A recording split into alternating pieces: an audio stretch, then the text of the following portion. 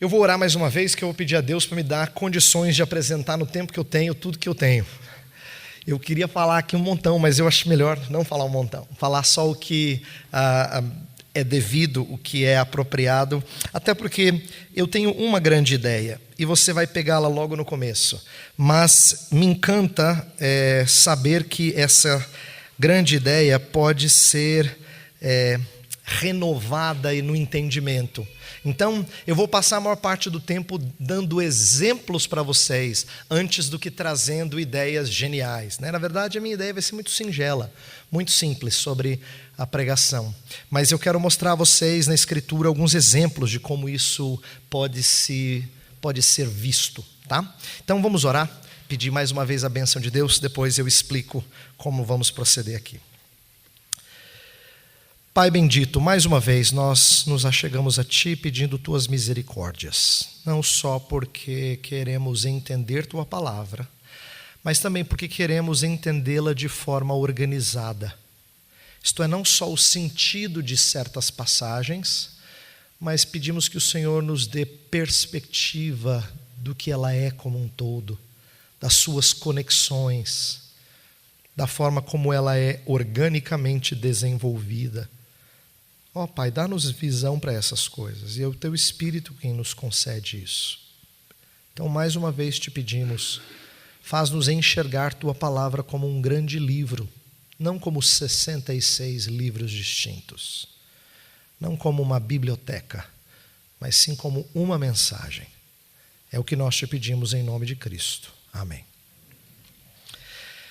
Bem, o meu tema poderia ser desenvolvido de maneiras diferentes. A pregação e a glória de Deus poderiam ser trabalhados de formas diversas. Eu poderia pegar um texto, por exemplo, e expor. Eu não vou fazer uma exposição, eu vou fazer mais uma aula, tá? Eu preguei ontem, então hoje vai ser o professor. Ontem eu tentei expor um texto. Hoje eu não vou expor um texto, já quero deixar isso claro. Mas eu poderia fazê-lo porque isso traria à tona a glória de Deus. E aí eu poderia explicar sobre pregação e glória de Deus expondo um texto sagrado, né?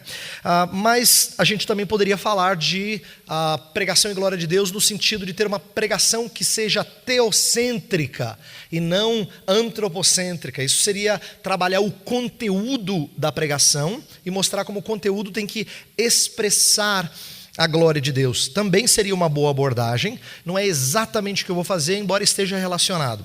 Uma outra possível abordagem é pensar que o próprio ato de pregar já é uma expressão da glória de Deus, porque ele utiliza vasos de barro, como nós, e faz com que a sua glória, a sua luz, o seu esplendor seja visto, mesmo por intermédio de pessoas frágeis como nós. Nós somos cartas vivas, lembra? O apóstolo fala da ideia de que a mensagem de Deus ela é impressa em nós. Tudo aquilo que Deus faz em nós também corrobora para o entendimento da mensagem do Evangelho, né? Mas eu também não vou fazê-lo. O que eu procurei fazer é algo que eu tenho tido o privilégio o que eu pretendo fazer no resto do nosso tempo aqui, é desenvolver algo que eu tenho tido o privilégio de estudar um pouquinho mais, que é sobre como nós aplicamos a palavra de Deus. E como a aplicação da palavra de Deus acaba sendo um momento em que Deus parece falar diretamente com a gente. Quando a gente é edificado mediante a pregação da palavra, quando a gente é edificado numa aula de escola bíblica dominical, é naquele momento em que o professor, o pregador, comunica de tal forma que a gente diz assim: nossa, Deus falou comigo. E o Deus falou comigo não é só entendimento de informações bíblicas. Se alguém dissesse assim, então, acho que vocês não sabem, mas Moabe tinha essa característica assim, assim, você fala, nossa, essa eu não sabia, Deus falou comigo. Normalmente não é assim, não é isso que as pessoas querem dizer. O Deus falou comigo tem a ver com algo mais direto à sua vida, é a chamada aplicação. É quando parece que o pregador saiu de cena assim, e Deus fala assim, ó, vem cá, quero te falar uma coisa. Você tem a nítida impressão que Deus está falando diretamente com você. E esse é um momento em que a glória de Deus fica muito nítida. Porque a glória de Deus fica próxima.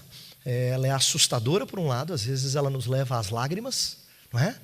E às vezes ela nos enche de alegria que a gente quer assim gritar, de tão festiva que é essa mensagem. Mas a verdade é que nesses momentos a gente tem então uma experiência de ouvir o Senhor Deus se comunicando diretamente conosco. Então eu quero trabalhar com isso, embora a aplicação seja um tema muito amplo, eu escolhi uma parte pequena de aplicação. E eu já vou começar quebrando com um paradigma.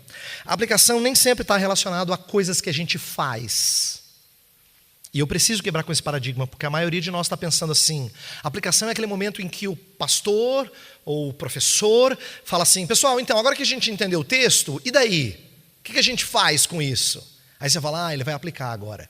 E o que a gente faz normalmente são ações que a gente está acostumado a pensar em ações que nós devemos realizar. Como, por exemplo, é por isso que você tem que pregar o evangelho para o seu vizinho. É uma coisa que você faz. Você fala, entendi a aplicação, tem que pregar o evangelho para o meu vizinho. Ou, é por isso que você precisa ler mais a Bíblia. Precisa de ler mais a Bíblia, precisa orar mais. Aí você fala, é verdade, precisa orar mais, precisa ler mais a Bíblia. É uma coisa que você faz, né? Ou você diz assim, não, você precisa doar, você precisa desprender-se do seu dinheiro e participar dessa causa digna, como por exemplo, sustentar um missionário. Essa é uma aplicação. Mas todas essas são coisas que a gente faz, fica muito concreto, fica fácil de entender. Mas o meu ponto é que nem sempre a aplicação é assim, e não deve ser sempre assim. Às vezes a aplicação mexe com atitudes nossas. Por exemplo, o Espírito de Deus pode aplicar ao seu coração quando ele quebra com algum preconceito que você tem. Você não tem que fazer nada, só tem que reconhecer que sua visão sobre uma determinada coisa era preconceituosa. Isso é aplicação. Embora você não tenha que realizar nada, efetivamente falando. Deus já está aplicando a você, embora não seja uma ação concreta. Mas se ele está mudando sua perspectiva, tem aplicação acontecendo. Você fala assim, nossa, é verdade, eu costumo pensar assim, eu trato tal pessoa assim, ou esse grupo, ou aquele tipo de trabalho na igreja, ou isso ou aquilo, e Deus está mostrando a você como é que você tem que enxergar. Às vezes, Deus está lhe reforçando um compromisso de fé. Por exemplo, se a ressurreição é pregada, não é assim, e agora o que eu faço? Eu ressuscito? Não, você não faz nada. Você simplesmente recebe conforto em saber que a morte já não é mais vitoriosa sobre você. Então, o meu ponto é mostrar que a gente precisa aprender a aplicar de acordo com as tônicas, a ênfase do texto. E nem sempre o texto sagrado, ele nos dá ordens a cumprir, nem sempre. Às vezes o texto sagrado nos dá informações para a gente saber, com a intenção de produzir encorajamento, conforto, paz, assim por diante, né? Vou dar um exemplo de um texto que eu mencionei ontem. Nós falamos ontem no começo da mensagem de Romanos 8. Tantos versos conhecidos de Romanos 8, não é? Você estava aqui ontem, você se lembra. Bem, em Romanos 8, olha que curioso, nós temos 39 versos e não tem um imperativo sequer. Se eu fizesse uma exposição de Romanos 8 inteirinha, eu não poderia dizer assim, então o que a gente tem que fazer? O que o texto fala para a gente fazer? Nada. O texto não fala para a gente fazer nada. Ele só te informa que em Cristo você é mais que vencedor, que nada pode te separar do amor de Deus que está em Cristo, que se Deus é por nós, quem será contra nós? Né? Que Cristo Jesus intercede por aqueles que são eleitos, que todas as coisas cooperam para o bem. Ele só informa você, ele está cheio de indicativos. Então se a gente vai pregar Romanos 8, não tem a ver com o que o texto me manda fazer, não manda fazer nada. Ele só me informa de coisas que vão encher o meu coração de segurança. Afinal de contas, o capítulo começa com: já não há mais condenação para os que estão em Cristo Jesus.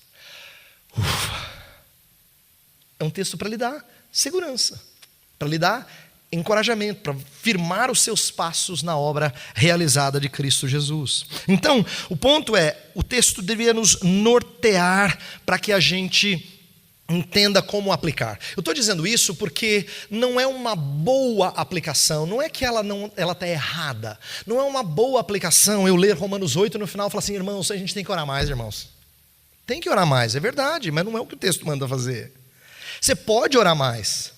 Meu irmão, tem que ler mais a Bíblia. Tem que ler mais a Bíblia. Tá certo, a gente tem que ler mais a Bíblia. Mas não é a única. Você poderia fazer essa aplicação de qualquer outro texto. E não necessariamente seguir as tônicas daquela passagem, daquele texto. Tá? Então, meu propósito é mostrar que se a gente compreender o texto e as riquezas do texto, nossa aplicação tem que ser interligada às tônicas, às ênfases do texto sagrado. Porque entender o sentido da passagem e a sua relevância são tão codependentes que se alguém aplica um texto de forma devida, você fala, esse cara entendeu o texto. Né? Se eu explicar aqui Romanos 8 e falar um monte de coisa, no final eu falo assim, irmãos, é por isso que a gente tem que ser missionário. Não, a gente tem que ser missionário, mas Romanos 8, assim, talvez você tenha dado um salto aí meio gigante. O ponto é dizer, fica mais claro que alguém entendeu o texto quando a aplicação está intimamente ligada às ênfases dele. Isso fica mais claro. Aí você fala assim, uau, que legal, eu nunca tinha percebido. De fato, é isso que o texto nos ensina. Tá? Então, a aplicação não é só uma sacada que você teve, não é uma ideia, na verdade, é uma resposta àquilo que o texto afirma. Aquilo que o texto afirma de forma indicativa ou ordena você a fazer. É claro, tem textos que ordenam. Não andeis ansiosos por coisa alguma. Então, você tem que responder. Aí a aplicação fica fácil. Pessoal, ansiedade. Aí você começa a falar sobre o assunto. Mas às vezes o texto informa alguma coisa sobre Deus. Por exemplo, Deus fala assim, Malaquias capítulo 3. Eu sou o Senhor, eu não mudo. Por isso vós não sois consumidos. Então você vai falar de como a imutabilidade de Deus tem que gerar certas respostas em nós, como o texto de Malaquias nos ensina. Então o ponto é que a aplicação seja uma resposta às tônicas que o texto dá. E às vezes a resposta pode ser uma atitude, uma postura, até uma ação, contanto que a Escritura faça essa ligação. Vou dar 2 exemplos bem claros. Paulo fala sobre maridos amarem suas esposas. Isso é algo que você faz de forma concreta. Mas ele faz isso baseado no fato de Cristo ter amado a igreja e se entregado por ela. Então o evangelho vira um impulso para você responder a essa boa nova.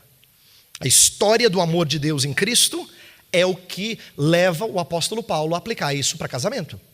Ele faz a mesma coisa quando ele quer despertar em você a vontade de doar desprendidamente. Lá em Coríntios, ele fala que nós temos que dar do nosso dinheiro de forma desprendida, como os macedônios fizeram. Mas ele apela para aquele que, sendo rico, se fez pobre por amor de vós. Ele conta a história de Jesus Cristo se encarnando como o impulso por detrás da nossa doação desprendida. Entende que o texto tem tudo a ver com doar. É isso? Essa é a aplicação do texto. Mas ele não fala simplesmente só tem que doar, viu gente? Tem que dar dinheiro aí. Ele mostra por que você tem que fazê-lo. E o impulso primordial é o evangelho, é a boa nova de Jesus Cristo, é o que ele fez por nós e está fazendo em nós. Então esse é o impulso. Nesse sentido, aquilo que é dito sobre Cristo norteia aquilo que a gente faz em resposta a Cristo. Tá? Por isso que o meu desejo nessa manhã é explorar principalmente essa ideia da glória de Deus na pregação, olhando como é que essa história fala sobre Deus em Cristo. Como uma pregação cristocêntrica, como a gente está acostumado a ouvir, tem a ver com ver as belezas de Cristo espalhadas pela Escritura, e não só nos evangelhos. A beleza de Cristo é espalhada pela Escritura. Afinal de contas, ela é uma história na qual as coisas conduzem para o entendimento de Cristo e para a salvação de Deus em Cristo. Então, eu quero mostrar como a glória de Deus pode e deve ser vista dessa forma. Que o nosso grande intento quando a gente testemunha, vamos supor que você não seja pregador nem professor, tudo bem, mas eu tenho que falar de Cristo para alguém. E se você consegue fazê-lo de forma a mostrar a glória de Cristo presente nessa história, você contribui para a glória de Cristo no testemunho. Mesma coisa com o pregador, mesma coisa com o professor de escola bíblica dominical. Nós precisamos trazer isso para dentro da nossa prática, dentro das nossas possibilidades. É verdade, alguns de nós com mais treinamento, outros com menos, mas a questão não é que você tenha estudo teológico formal e só assim você consegue fazê-lo. Eu quero que você tenha uma perspectiva abrangente o suficiente para você fazer essas conexões dentro das suas possibilidades. Eu sei que isso não é muito fácil para nós, porque a maioria de nós não foi treinada a olhar para a Bíblia como uma história só. Eu orei aqui, antes de começar, para que a gente enxergasse a Bíblia como sendo um enredo, porque eu sinto que essa é uma das grandes dificuldades, não é? Se você está lendo partes da Bíblia, tipo assim, estou lendo Levítico, ô Senhor, que coisa cansativa. Você pode orar, se só você e Deus, você não fala para ninguém, porque vai que o pastor ouve, né? Então você fala assim, opa, não. Ou você está lendo Crônicas, chegou na parte das genealogias, é verdade, Senhor, que toda escritura é inspirada pelo Senhor, útil para o ensino, mesmo? Estou falando sério. Porque genealogia em Crônicas tem assim, 8 capítulos cheios deles. Fala, ô Deus. Então tem certos trechos da escritura que não parecem tão assim, parece que Deus não fala com a gente ali, não é? A gente tem essa impressão. Eu estou dando 2 exemplos mais drásticos, mas a verdade é que mesmo quando tem textos bonitos e tal, você às vezes não enxerga isso conectado com o resto do enredo. Infelizmente a gente está muito acostumado a olhar para a Bíblia como sendo uma biblioteca, antes do que como sendo um livro. E eu quero aqui hoje, nessa manhã, fazer um esforço de enxergá-la como uma história, uma grande história, e fazê-la ou enxergá-la como uma grande história, nos dá encanto renovado por ela. E esse é o meu desejo, que a gente tenha encanto renovado por ela. A glória de Deus seja vista de tal forma que a gente enxergue as conexões e diga assim, isso se mostre tão belo para nós. Afinal de contas, quando a gente não conecta as histórias, as outras histórias bíblicas com a grande história, é como uma cena bonita de um filme. Você pode gostar daquela cena, mas ela só faz sentido se você assistir o filme inteiro. Se você recortar e colocar no YouTube 2 minutos e meio, pode ser legal, mas assim, é só legal. Bonita mesmo é quando você assiste o filme inteiro, e aí naquela cena você fala assim, uau, que cena, hein, cara? Mas ela se tornou bonita por causa da história do personagem, todo. Por causa do contexto, do drama que foi desenvolvido. Aí naquele momento ficou lindo, não é? Por quê? Porque a cena encaixou na grande história. Entendeu? Não são só 2 minutos e meio que mostram toda a beleza. É a história inteira. Você fala assim, que lindo. Que lindo, não é? Então quando a história inteira é a nossa perspectiva, então certas partes dela ganham a sua devida beleza. Então eu quero falar sobre a importância da gente enxergar a Bíblia como sendo uma grande história, não uma coleção de verdades eternas atemporais, mas o desenrolar de um enredo redentivo, uma história da redenção, na qual tudo aponta para Cristo. Tudo conduz a Cristo. Ele não é só o centro da história. A gente poderia falar de uma pregação cristocêntrica, porque ele é o centro, mas também uma pregação cristotélica, porque ele também é a finalidade, ele é o objetivo. Telos é a finalidade, onde a gente quer chegar. Quando você prega, você quer chegar em Cristo. Ele é o objetivo. Então ele não é só o centro da história, ele é o fim da história. Inclusive, o fato dele ser o fim da história me leva a pensar que a pregação, ela precisa olhar para a Bíblia como sendo teleológica, tendo uma finalidade, e escatológica, como consumando todas as coisas. Por exemplo, por teleológico eu quero dizer assim, uma história... A Bíblia, ela não quer contar só a história da humanidade, ela quer contar uma história específica. Ela tem uma finalidade em mente. Ela tem um telos, é a palavra grega, que significa finalidade. Ela tem um objetivo em mente. Então, ela tem esse... Por isso que às vezes a gente lê a história de certos personagens e fala assim, eu queria saber o que aconteceu com Ismael. O que aconteceu com Ismael? Você não sabe muita coisa. Porque o propósito é focar em Isaac. Eu queria tanto saber o que aconteceu com Esaú, eu não sei... Mas não é propósito focar em Esaú. Fala um pouquinho dele, mas o propósito é focar em Jacó e nos seus filhos. É essa história que você ouve. A Bíblia tem um propósito, ela não quer contar a história da humanidade, ela quer contar uma história específica, uma história de redenção. Então ela tem uma finalidade. E você tem que entender essa finalidade e sempre trabalhar com ela. Tá?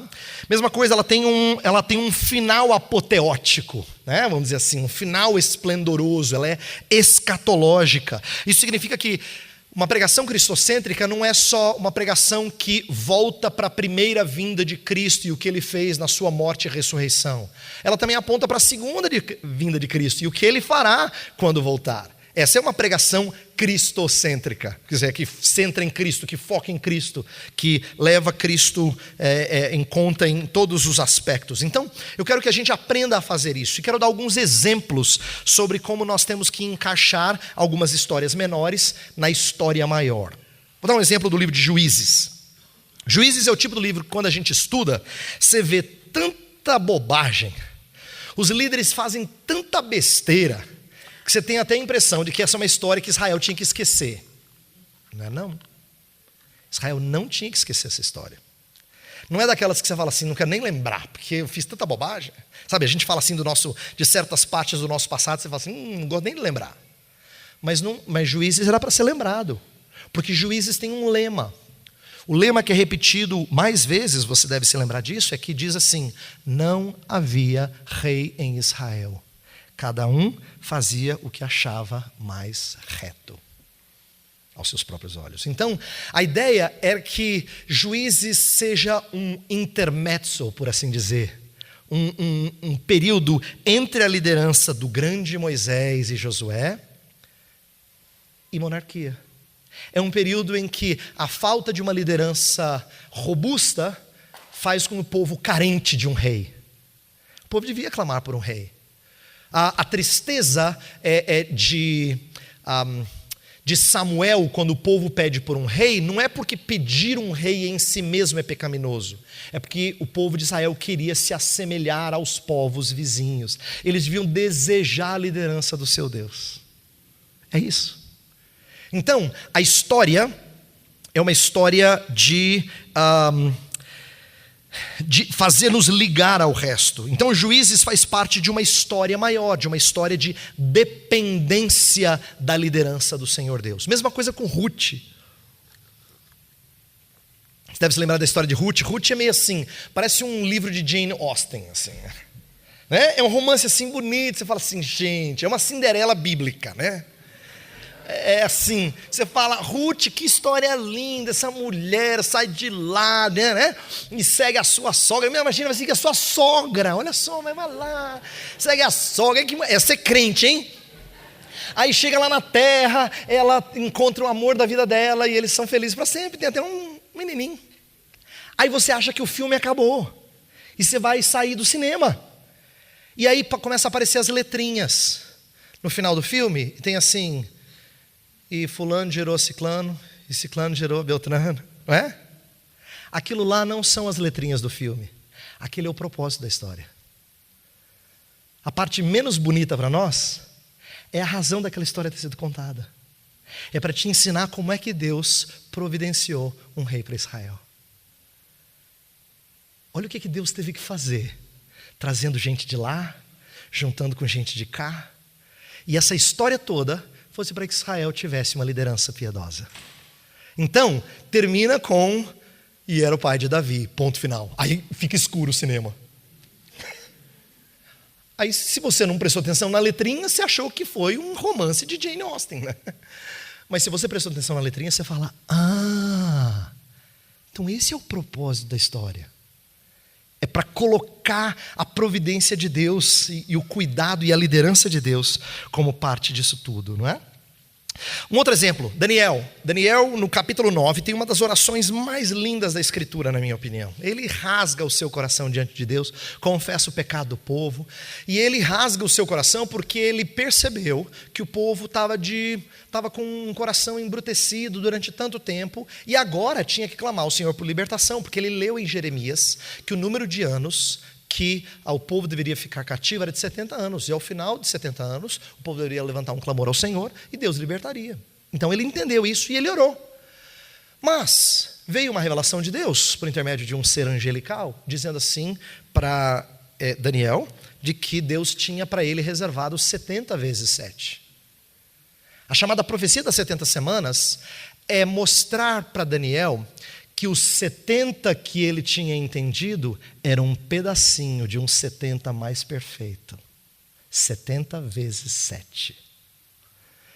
Então, ele está mostrando que a libertação que ele buscava, voltar para a terra, é apenas um pedacinho da história de uma libertação maior, que ainda estava para se consumar. É isso que o anjo quer ensinar para Daniel. E é isso que o anjo está nos ensinando como instrumento de Deus.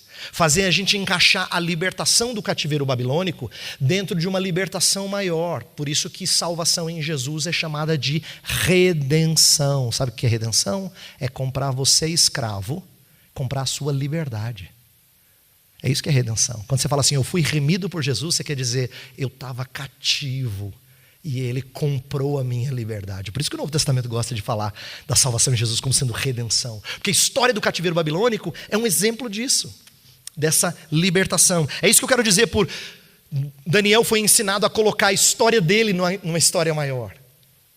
Né? Mas o Novo Testamento também faz isso. Olha como Pedro trabalha com a linguagem de peregrino.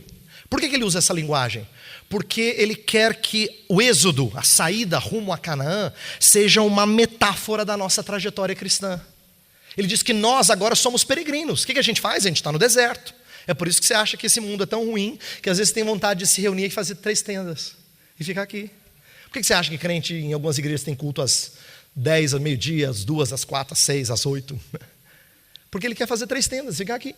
Ele quer curtir aqui, né? Porque lá fora, meu Deus, é um deserto. Aqui sim, aqui eu me entendo com as pessoas. Lá fora não. Mas é isso mesmo, a peregrinação é assim.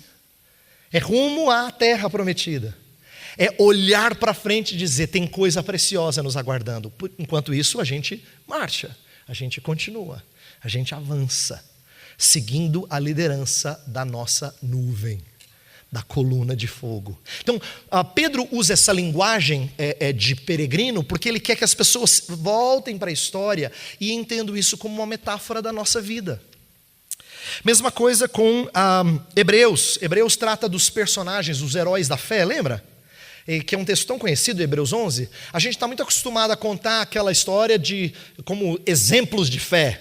E a gente perde de vista que, na verdade, aquela história faz parte da nossa história. Porque no finalzinho de Hebreus 11 fala assim que eles ainda não foram completados. A história deles ainda não terminou por causa de vocês.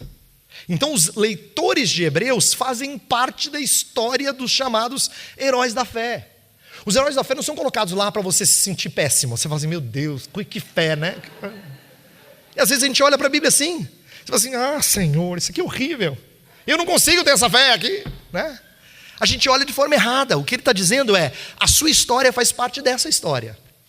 Nós somos pessoas que, em fé, aguardamos a consumação das coisas. Coisas que não se veem. Coisas que ainda não se cumpriram. Mas a gente continua, a gente persevera. Hebreus tem a ver com um estímulo à perseverança. Então a história desses heróis não é outra história diferente da minha, é a minha história. Como parte da história que eles também vivenciaram. Isso eu quero dizer é enxergar cada história dentro da grande história. Da Bíblia como uma chamada metanarrativa, é a linguagem técnica usada para falar de uma história que explica todas as outras histórias. Então, o que eu quero propor nessa primeira parte é que a gente enxergue cada texto bíblico cumprindo um propósito na história maior. Eu dei só alguns exemplos, tá? Cada texto bíblico cumprindo um propósito na história maior. Agora eu quero mostrar como é que Cristo, nessa história maior, como é que Cristo sempre é o personagem principal e as coisas devem caminhar para que entendamos quem Ele é, o que Ele fez por nós e está fazendo em nós, tá? Você deve se lembrar que quando Jesus Cristo ressuscitou, Ele fala com os discípulos lá no caminho para Emaús, que toda a escritura devia apontar para ele. Na verdade, ele mostra isso, ele não fala. Em Lucas 24, verso 27, diz assim: começando por Moisés, discorrendo por todos os profetas, expunha-lhes o que a seu respeito constava em todas as escrituras. Jesus pegou Moisés, está se referindo ao Pentateuco, os 5 primeiros livros da Bíblia, né? Gênesis, Êxodo, Levítico, Número, Deuteronômio. Está pegando os profetas, e aqui envolve uma definição, uma divisão mais típica da mentalidade judaica, de entender o Antigo Testamento como dividido em lei, profetas, né? escritos. E aí ele está dizendo assim, Jesus pegou diferentes partes do Antigo Testamento e mostrou ele em todas as Escrituras. Então, ele está nos ensinando o que é que a gente deveria enxergar no Antigo Testamento. A ideia é que o Antigo Testamento também seja uma história sobre Cristo, que nos ensine acerca de Cristo. E entenda que essa ideia não é só bonita porque alguém um dia inventou. O Novo Testamento faz isso. O Novo Testamento ensina a gente a enxergar o Antigo apontando para Cristo. Ele faz isso o tempo todo.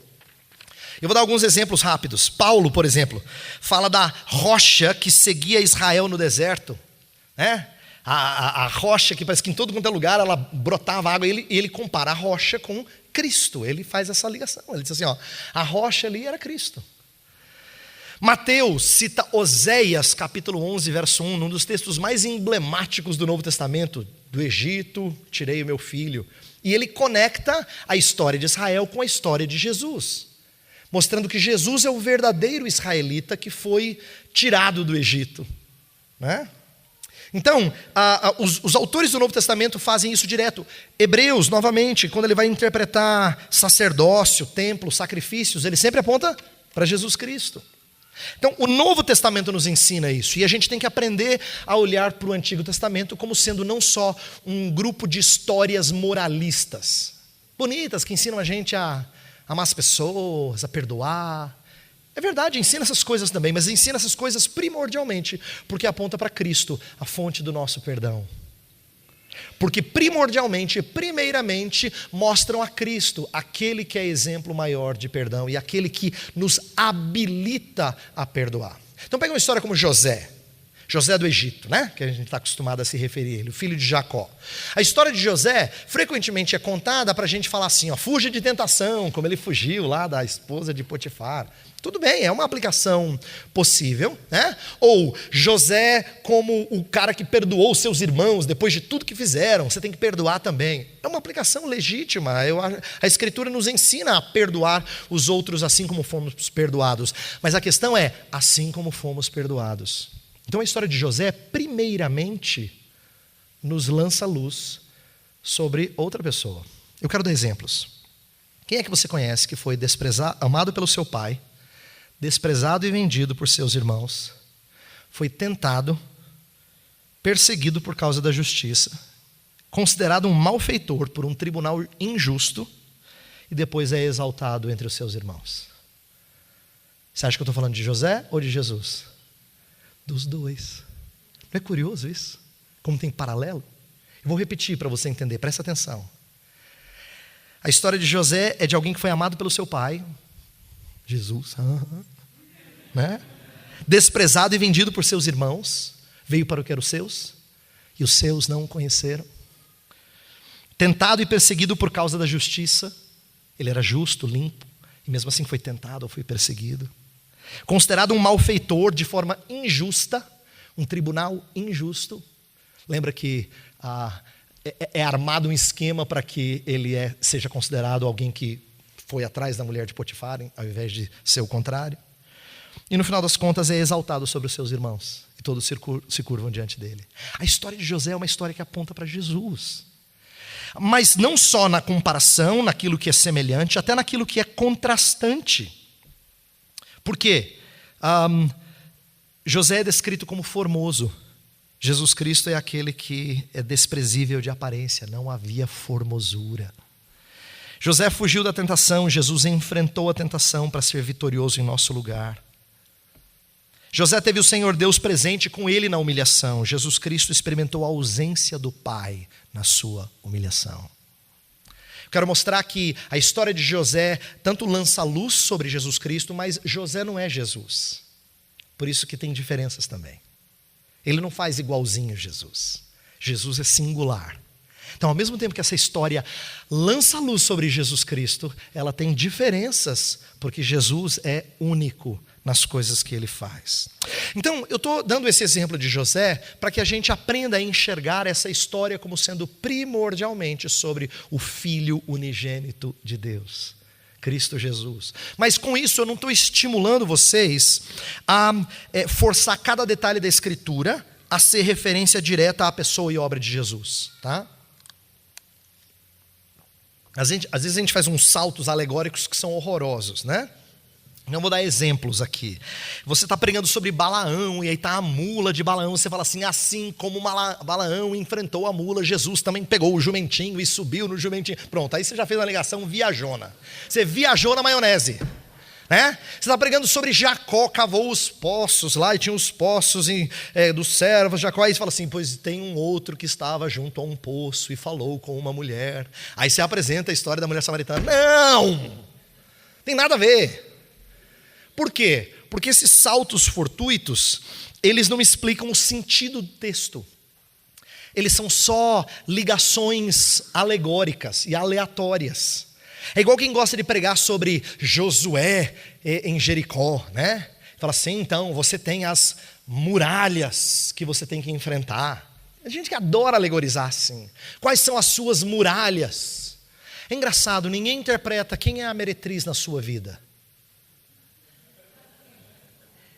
E tinha uma meretriz na história. Mas esse detalhe não é legal de fazer comparação, entendeu? Então a gente escolhe o que a gente quer comparar. Entendeu como a alegoria é injusta para contexto? Ela pega os detalhes que nos interessam e faz a gente conectar e inventar uma aplicação espiritualizada, mas ninguém pega isso. Ninguém pega a meretriz e diz, então, e tem sempre uma meretriz na nossa vida. Não, ninguém fala assim. Fica feio, né, para o pastor falar na frente isso. Tá? Eu só quero mostrar como não é isso que eu estou ensinando e estimulando vocês a fazerem. Eu quero que a gente aprenda a enxergar Cristo como, talvez a melhor comparação que eu tenho encontrado é Cristo como um prisma. O prisma é aquilo pelo qual a luz passa e ela é refratada de acordo com o que o prisma realiza, né? Ele muda a direção da luz dependendo de como ele é composto. E Jesus Cristo é assim. Então, Jesus Cristo é a revelação pela qual tudo mais passa para você entender como é que isso se aplica a você. Vou dar um exemplo clássico. Salmo 51, Davi, depois de pecar com Batseba, ele ora assim, não me retires o teu Espírito Santo. Aí lá vai o crente que não usa Jesus Cristo como prisma, fala assim, Senhor, eu também pequei, não tira o teu Espírito Santo de mim. Está errado. Por quê? Davi está orando assim porque Deus tinha feito isso com Saul. Espírito Santo ali não é tirar a salvação, é retirar a autoridade de ser rei. A autoridade que havia sido delegada por Deus. O Espírito havia sido retirado de Saul e Davi agora se mostra também um homem reprovável. Mas a misericórdia de Deus para com Davi vai se mostrar perene, porque ainda que ele tenha consequências do seu pecado, ele não perde o crédito de ser o instrumento de Deus na vida de Israel. Então o que ele está pedindo é por misericórdia. E a gente tem que pedir por misericórdia, não para retirar ou deixar o Espírito Santo. A partir do Novo Testamento, o selo do Espírito deixa claro que é alguma coisa que a gente recebe perenemente até a consumação de todas as coisas. Selo, penhor, é a ideia de que é garantia, não vai ser retirado. Selo é a ideia de que é inviolável, não vai ser retirado. Então entenda que se eu olho para um texto do Antigo Testamento e não tenho a Cristo como prisma, eu falo bobagem. Então, irmãos, você que anda aí fazendo coisa pecaminosa, o Espírito Santo pode sair, hein? Aí falei bobagem, entendeu? Falando besteira. Porque não enxerga Jesus Cristo como prisma. Jesus Cristo é aquele pelo qual eu filtro todas as coisas que eu leio na Escritura. É isso que eu quero dizer, por Cristo estar no centro, por Ele ser a lente pela qual eu enxergo todas as coisas. A gente precisa olhar então Cristo como sendo a razão das coisas. Eu quero dar um outro exemplo de algo que eu aprendi alguns anos atrás. A gente, quando olha para os milagres de Jesus, a maioria de nós que somos de igrejas mais conservadoras tem dificuldades com aquelas aplicações do tipo, não, Deus vai fazer algo miraculoso hoje também, fazer um milagre na sua vida, que você fala, não, isso aí é de igreja não pentecostal, pastor, não cabe aqui. Mas como é que a gente aplica os milagres de Jesus para a igreja assim mais conservadora como a nossa? Tem crente que tem dificuldade. E tem tanta coisa linda que a gente perdeu de vista. E eu também tinha perdido de vista, até eu aprender algumas delas. Vou ilustrar. Milagres, em primeiro lugar, revelam a chegada do rei. Você percebeu como no Antigo Testamento tem um pouquinho só de seres demoníacos e de Satanás, de repente chegam os evangelhos e parece que surge demônio de tudo quanto é bueiro, você já viu? Acho que os demônios fizeram uma convocação, começaram a vir de tudo quanto é canto. Assim, meu Deus, não sabia que tinha tanto demônio assim. Jesus expulsa aqui, ali, ali, ali. Por quê? Tem uma razão. A manifestação mais exagerada de demônios não é para a gente ficar fazendo ministério de libertação hoje. É para que a gente entenda que a chegada do rei significa ele retomou o que é dele por direito. Então, os exorcismos não são para ser modelo para nós realizarmos hoje. É para mostrar que o rei chegou. E quando o rei chegou, incomoda os soldados do exército inimigo. Ele é quem entra na casa do valente, amarra o valente e tira o que ele quer da casa do valente. Até a gente que era presa por legiões. Muitos demônios. Ele arranca quem ele quer. Até os seres mais cativos do inimigo. Ele arranca. Por quê? Porque o rei chegou. Os exorcismos revelam a chegada do rei. Uma outra forma de olhar para os milagres de Jesus é mostrar que Jesus Cristo queria se mostrar igual ao Pai. Você percebeu como alguns dos seus milagres são propositalmente um paralelo com milagres do Antigo Testamento? Por que ele acalmou o mar? Por que ele andou por sobre o mar? Porque teve um Deus antes que no Antigo Testamento fez assim com o mar. Então ele quer se mostrar igual ao Pai. Por que ele multiplica pão? É porque tinha um Deus no Antigo Testamento que fazia chover pão do céu. É para as pessoas olharem e falar assim: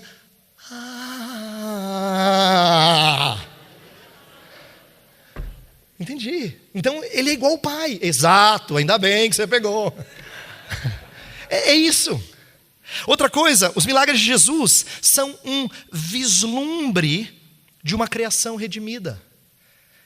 Vários autores falam isso, mas isso eu aprendi especificamente com o pastor Tim Keller. Ele tem um insight muito legal em alguns dos seus livros, e ele fala assim, a gente às vezes olha para milagre como sendo uma suspensão das regras naturais, das leis naturais da física. Ele fala, acho que essa é uma explicação muito ruim de milagre. Milagre, na verdade, é uma restauração da ordem original antes do pecado. Um mundo sem fome, um mundo sem doença, um mundo sem morte. É isso que Jesus dá pra gente. Ele deu um trailerzinho do filme futuro. Você vê alguém voltar da morte para a vida, você fala, uau, quero ver esse filme. Vai sair quando? Não sei, não tá. O ano ainda não foi definido.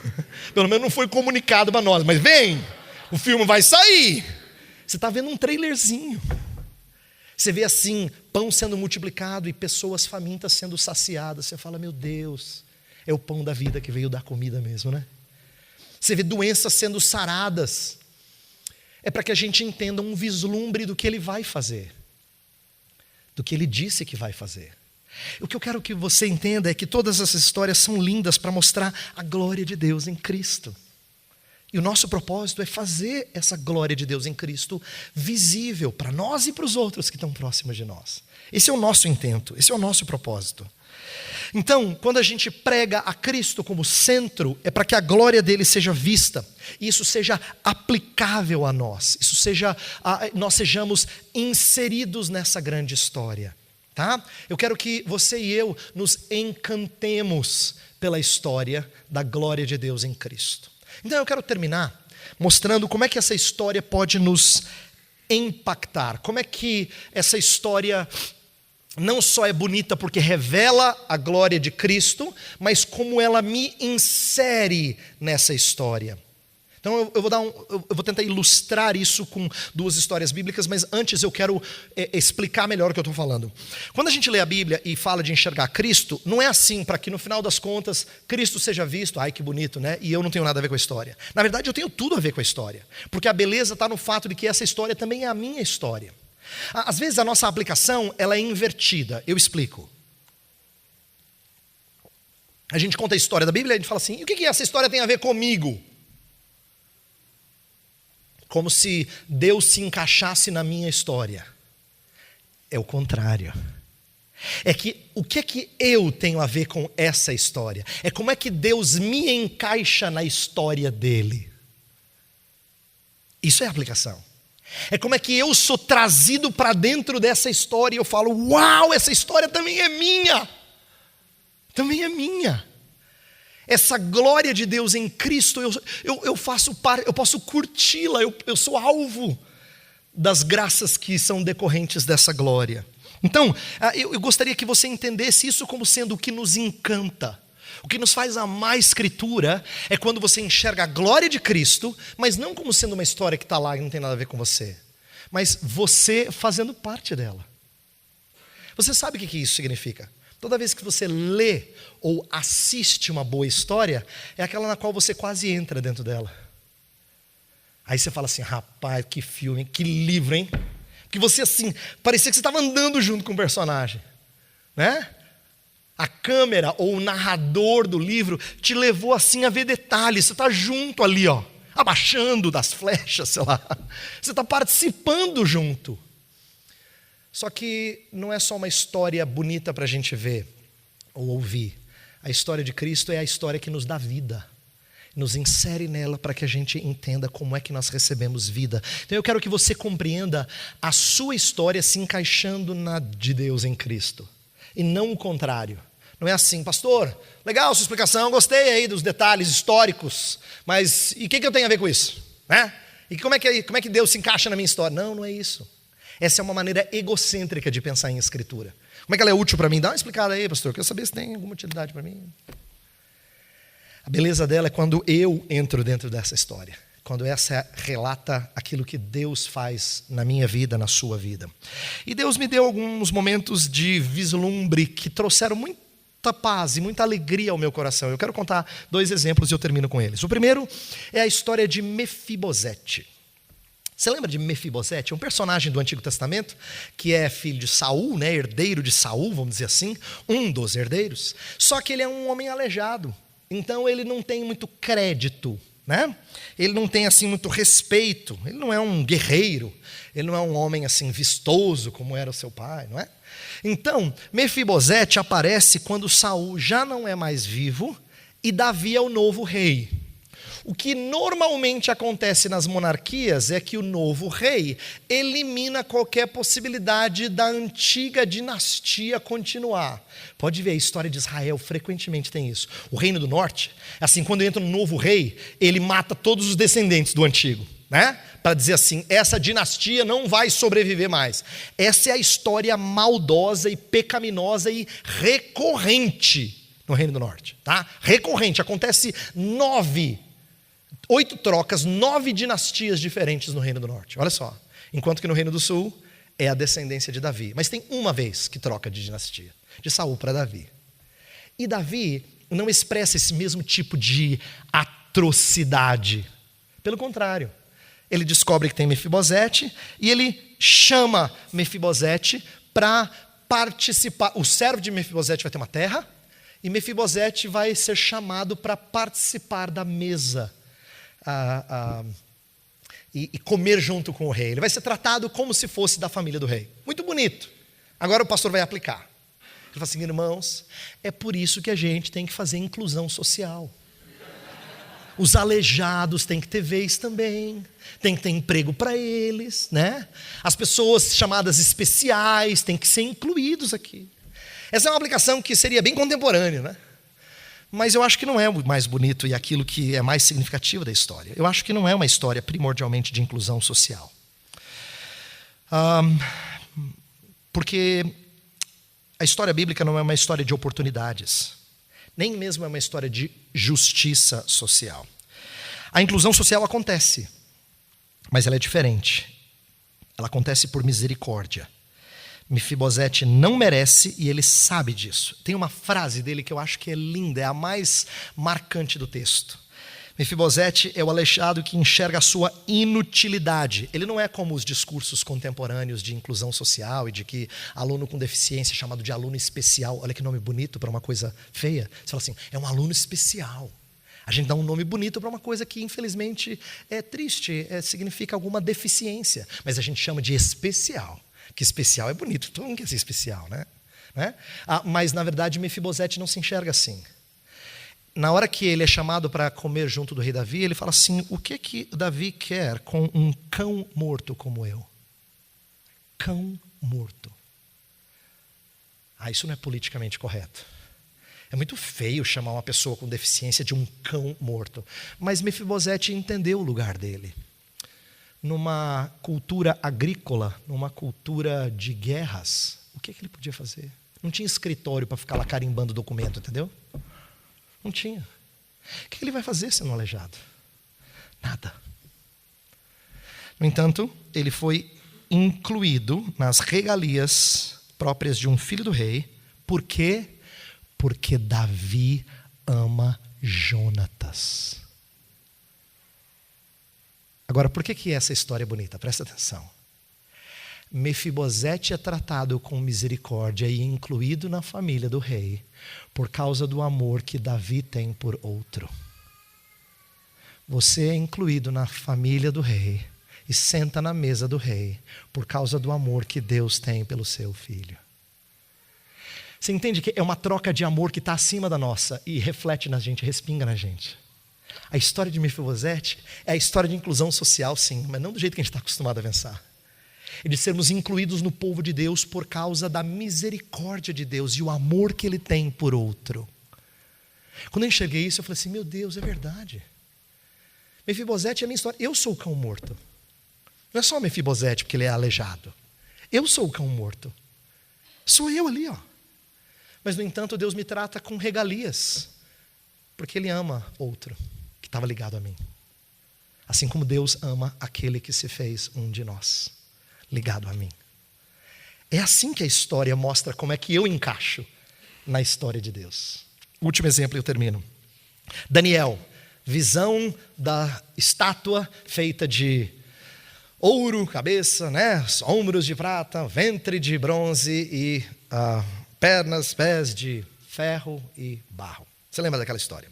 Bem, depois que Daniel se apresenta na presença de Nabucodonosor para explicar, ele explica, é verdade, ele conta o que tudo significa, mas Daniel não está ali só para ser um mero intérprete de quem sacou o significado de cada parte da estátua. Ele está ali porque Deus quer falar com Nabucodonosor. Eu quero pedir para você abrir em Daniel 2, porque eu vou encerrar com esse exemplo, mas eu preciso deixar claro. Daniel capítulo 2. Então, a história é basicamente a seguinte.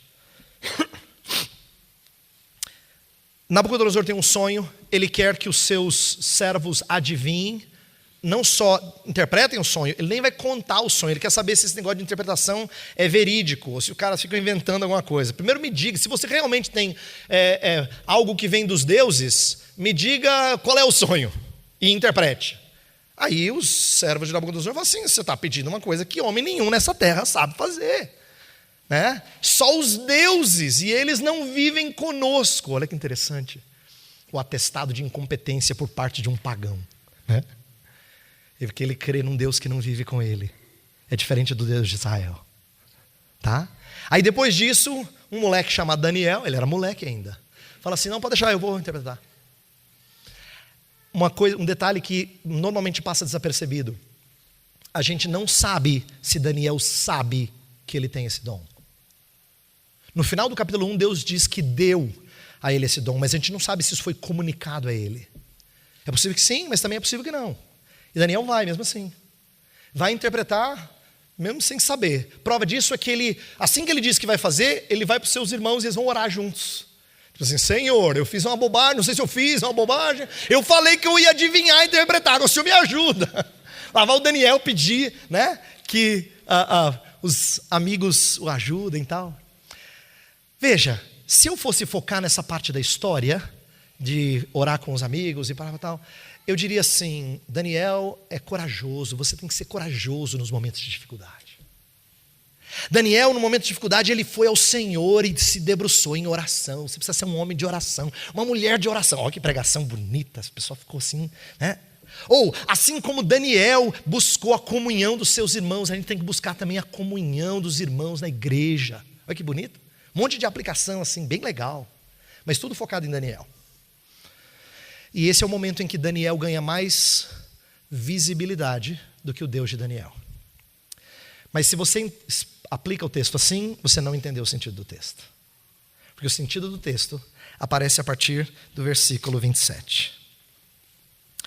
Respondeu Daniel na presença do rei e disse: o mistério que o rei exige, nem encantadores, nem magos, nem astrólogos o podem revelar ao rei.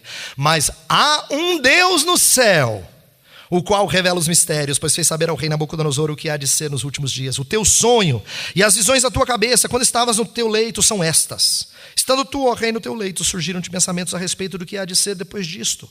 Aquele, pois, que revela mistérios, te revelou o que há de ser. E a mim me foi revelado este mistério, não porque haja em mim mais sabedoria do que em todos os viventes, mas para que a interpretação se fizesse saber ao rei, e para que entendesses as cogitações da tua mente. Você percebeu como Daniel saiu de cena aqui? Daniel não falou assim: então, rei, graças a Deus, né? Tem aqui esse dom especial, estou aqui compartilhando com o rei. É graça de Deus, mas estou aqui. Ele fala assim, ó, não porque eu tenha mais sabedoria. Daniel fugiu de cena. Quando você pega Daniel como modelo de oração, de coragem, de comunhão com os irmãos e aplica, você não entendeu o sentido do texto. Ele está fugindo do holofote. Ele quer que Nabucodonosor entenda que Deus está falando com ele. Ele só é boca de Deus ali. É Deus que está revelando mistérios. O Deus que revela mistérios é que recebe destaque. E o resto da história é Daniel sendo mera boca de Deus. Porque Deus é quem recebe a glória. O que eu quero dizer é o seguinte: quando a gente entende o que Daniel entendeu, nós somos inseridos na história de Deus. Nós somos proclamadores da glória de Deus em Cristo. A história não tem a ver com os personagens e como eles se conectam com a gente. A história tem a ver com o personagem principal, Cristo Jesus. E como ele é a razão da minha história. E como ele me insere na história de redenção que ele está fazendo. É isso que eu quero dizer por sermos encaixados na história. Daniel entendeu, ele é mera boca de Deus. A história não tem a ver com ele, tem a ver com Deus que revela mistérios. E é assim que a glória de Deus em Cristo fica evidente na nossa pregação, no nosso ensino. Eu vou pedir a Deus que ajude você. Se vocês quiserem depois, eu vou catar livro lá atrás para ajudá-lo a entender melhor aquilo que eu estou tentando ensinar aqui. E busque falar dessa glória de Cristo, tá? Busque mostrar como a Escritura tem a ver com esse belo e glorioso Cristo. Quando a gente enxerga as suas belezas, nosso encanto por Ele é renovado. E uma das coisas mais difíceis, mas mais necessárias na pregação, é ter o nosso encanto pelo Salvador renovado. É que não vire uma mesmice, mas a história contribua para o nosso amor maior por Ele. A gente tem que sair do final de um culto, final de uma pregação e dizer assim: como o meu Cristo é lindo. Como o meu Cristo é lindo. É assim. A glória de Deus em Cristo precisa nos renovar o encanto pela sua palavra. Vamos orar. Pai, essa tarefa nos parece tão difícil. Alguns de nós ouviram essas coisas com alegria, mas com um senso de incompetência.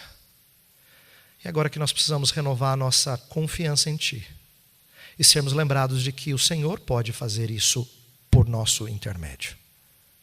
À medida que entendemos melhor esse grande livro, essa grande história, e com ferramentas que podem nos auxiliar, nós também podemos mostrar como Cristo é o centro dessa história. Nós também podemos levar pessoas a amarem mais a Cristo, porque entenderam Cristo como sendo a finalidade, o telos dessa história. Então ajuda-nos. Não permita que o que foi explanado nesta manhã pareça algo que é só próprio dos profissionais, daqueles especialistas. Faz com que essas coisas se tornem mais comuns, a começar dos púlpitos, dos pastores aqui presentes, também dos professores de escola dominical, e assim ao seu povo. Então, encanta o teu povo com a tua palavra, e equipa o teu povo a entender tua palavra. É o que nós te pedimos em nome de Jesus. Amém.